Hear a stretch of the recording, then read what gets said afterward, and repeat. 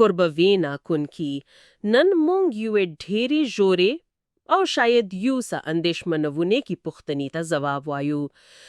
قربوینا کونکي دریمه نړیواله جګړه بکړه پیښیږي. متخصص ویناکونکي هو دا یوه لویه پوښتنه ده. متخصص ویناکونکي او مونږ ته یو شمېر سرچینې راکول شوي چې د دې پوښتنې د ځواب د انجیلي په جیرموکو کې لټوي. بالکل او دا مهمه ده چې پولیس کا روشنه کړو. زموږ موخه ده نه ده چې د دې نظرونو لا ملاتړو یا یې رد کړو، بلکې غواړو دا وپلټو چې دا لیکنی په خود په سو وایي. یعنی دا تفسیرونه د دې پوشویګه جګړې د وخت او چوغواړې په اړه څه انځور وړاندې پرونډري. سمه ده. مونږ یوازې د دې سرچینو محتوا چیرو. دا لیکنی هڅه کوي چې د تاریخي پیښو او د انجیل په ځانګړې توګه د وحی کتاب ترمنځ اړیکې پیدا کړي او د دې له لارې د راتلونکو پیښو په اړه یو انځور وړاندې پرونډري. خو نو راځو چې د موضوع پرانیزو. سرچینې د یو ځانګړي تاریخي بلګرې په یادولو سره پیل کیږي. دا د باز بنیاد جوړوي. سمه ده. متخصص ویناکونکي هو بالکل. دا د ټول باس لپاره یو چوکاټ جوړوي. متخصص ویناکونکي دوی موم د حسکیال کتاب ته بیایي چې د لرغوني بابل او د یهودا سلطنت کې سکوي. کوریبا ویناکونکي د بابل خسا. هو هغه وخت بابل په فاسد شوي یهودا باندې 3 ځله برید وکړه. متخصص ویناکونکي لومړی او دویم بریدونو د خبرداري په توګه وو. متخصص ویناکونکي هو کله چې اصلاحات رامنځته نشو نو دریم برید راغی او د یهودا سلطنت یې په بشپړه توګه له منځه یووړ. کوریبا ویناکونکي نو دا یوه تاریخي پیښه ده. کوریبا ویناکونکي خو دا سرچینې یې د راتلونکي لپاره د یوې نمونې په توګه کاروي، یعنی د یو تمثیل په توګه. دقیقاً د دوی په عین دا یوازې تاریخ نه و بلکې یو الهي تمثیل و. دوی استدلال کوي چې په ورستیو روزو کې به یو لوی بابل هو چې دوی دا یو فاسد نجوال سیستم په توګه تعبیر وي په یو فاسده کلیسا یا مذهبي جوړښت باندې په ورته 3 پړوانو کې برید وکړي. دا خو بیخی په زړه پورې ده. یعنی لکه څنګه چې په تاریخ کې شوي همغسې به بیا تکرار شي. متخصص ویناکونکي هو په یو لوی کچه. خرب ویناکونکي نو د دې منطق لمخې لومړی او دویمه نړیواله جګړه خرب ویناکونکي هغه هم په دې چوکاټ کې راځي. متخصص ویناکونکي بالکل. سرچینې وایي چې لومړی او دویمه نړیواله جګړه د هغې کلیسا په وړاندې د لوی توري لومړی او دویم ګزار و. متخصص ویناکونکي یعنی د هغې کلیسا په وړاندې چې د دې په باور له خپل اصلي مسیر څخه اوښتې وه. خرب ویناکونکي نو دوی اوس د دریمې او ورستې لوی تورې تمرلی هو او هغه به دریمه نړیواله جګړه وي. خرب ویناکونکي او دا نظریه چې قضاوت د خدای کور په خنا پایل کیږي دلته سر رول لري. دا یو مهم ټکی ښکاري. دا د ټول بحث مرکزی ټکی دی. د دې نظریې له مخکې له دې چې نونیا ته سزا ورکړ شي لومړی به هغه مذهبي ټولنه پاکه شي چې ځان د خدای استازي بولي. په سرچینې وایي چې په دې بهیر کې یو ازهه کسان به وژغورل شي چې د دې مذهبي فساد له امله پر رشته او غمجنجو او خواشینی وي. قربه ویناکونکي هوی بن نششه. متخصص ویناکونکي هو په سمبولیک ډول بن نششي او لراتونکي د مذهب څخه خوندې پاتې شي. قربه ویناکونکي صحیح. نو دا شالید روشنې شو. اوس راځو چې اصلي پوښتنې ته راشو. قربه ویناکونکي د دې جنګي وخت سرچینې 2 مختلف نظرونه وړاندې کوي. قربه ویناکونکي راځو چې په لومړی نظر خبرې وکړو چې دا پیښه د وحی کتاب د محورونو سره تړي. صحیح ده. لومړنی نظر دا ده چې دریمه نړیوالې جنګ به د وحی په کتاب کې د 2 میر د خلاصالو څنګه سم پیل شي. 2 میر هو کله چې دا میر خلاصيږي یو سور آسرا چرګندېږي. د دې آس پاره ته یو واقع ورکول کیږي. سواک یو ولوي تورا ترسو لزمی څخه سوله لری کړي او خلک یو بل ووژني. یو ملحظه لوي تورا یعنی دا کوم وړې سیمېزي جنګ نه ده بالکل نه. دا سرچینې استدلال کوي چې دا لویه توره کومه وړه جګړه نه بلکې دریمه نړۍ ده. متخصص وینا کوونکي دا به د نړیوالې سولې د دورې پای او د یوې لوی ګډوډۍ پیل وي. کوربه وینا کوونکي نو د دې نظر له مخې د دې جګړې پایلو به څه وي؟ متخصص وینا کوونکي پایلو یې ډیره سخت دي. متخصص وینا کوونکي خو په زړه پورې خبره داده چې دا جګړه په خپله یوازې د زیغونو د دردو پیل ده. کوربه وینا کوونکي د زیغونو د دردو پیل یعنی تر دې وروسته بلا نوري سختیو راځي. دقیقاً لدی جګړې وروسته به قحطي راشي چې هغه تریم مهر دی. متخصص وینا کوونکي بیا به وباګانې او د دینی عقایدو له امله وژنې راشي چې هغه چارم مهر دی. متخصص وینا کوونکي او دا ټول به په ګډو د نورۍ څورمه بره خلکو له منځه یوسي.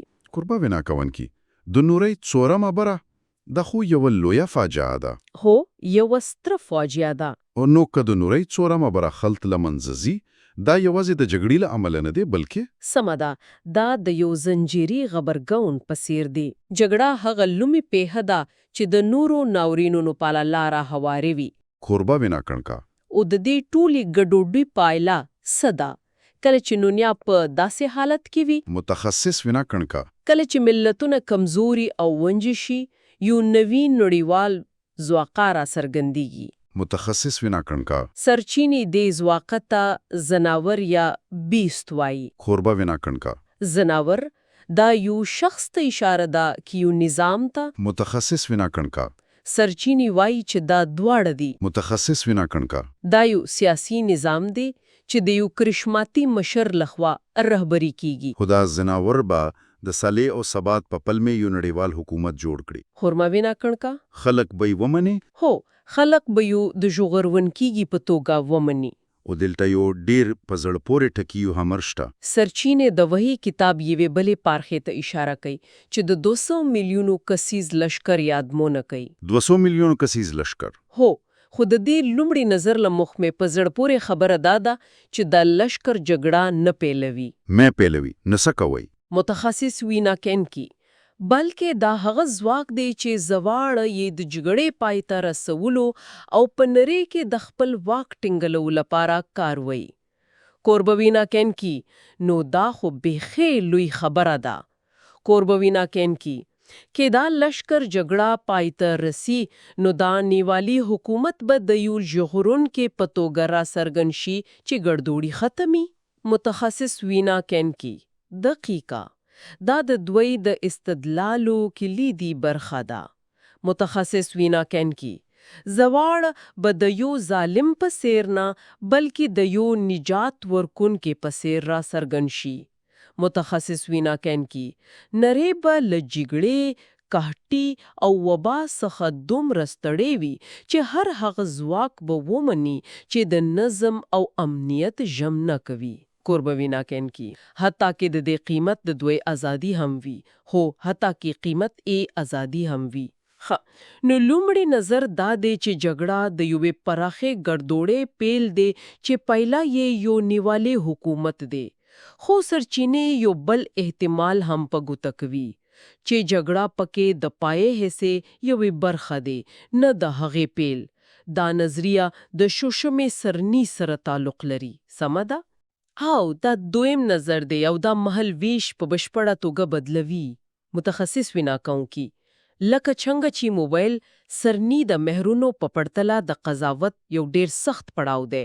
کوربه وینا کوونکي نو جنگړه د پي پړاو ته نزدیکیږي. متخصص وینا کوونکي ها د دې نظر لموخه دریم د نهاویلال جنگړه د شپهم سرنی یا ټرمپټ خواولو سره تعلق لري. او د شپهم سرنی په وخت کې سپیشيږي. متخصص وینا کوونکي د شپهم سرنی په خواولو سره څلور پرشته چې د فرات سیند ته نزدیک تولې شوي خوشي کیږي.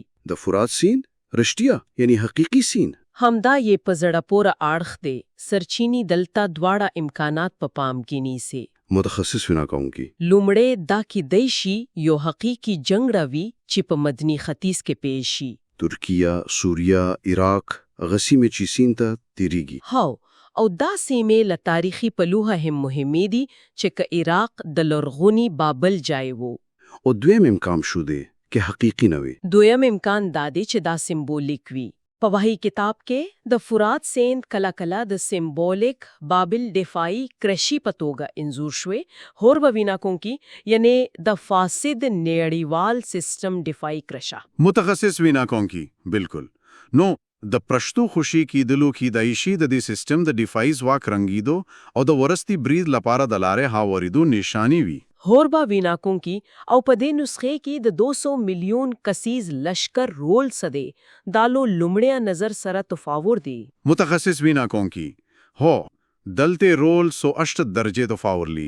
متخصص ویناکون کی په لومړی نظر کې دا لشکر جګړه پای ترسوي خو په دې دوهم نظر کې دا لشکر پخپله د ویجاړۍ وسیله ده. هور به ویناکون کی یعنی دا لشکر د دنیا پاتې دریمو برخه خلکو وجي. متخصص ویناکون کی سمادا نو دلته دا لشکر د ژغورون کې په ځای د قهر او غضب استازي دی. هور به ویناکون کی او لدې جګړې واسطه سکیږي آیا دلته هم یو نړیوال حکومت رامشته کیږي؟ متخصص ویناکون کی هو خو په یو څه تفاوت سره. متخصص ویناکون کی د دې جګړې واسطه یو مذهبي سیاسي ځواک چې سرچینې یې د بابل فحاشا بولی د دنیا واک پلاس کې اخلي. هور به ویناکون کی دا د زناور له حکومت سره ورتوالی لري. متخصص ویناکون کې هو خو ټینګار یې ډیر په مذهبي او سیاسي فساد دی نه یوازې په نظامی ځواک خو پایله بیا هم یو نړیوال مستبد نظام دی.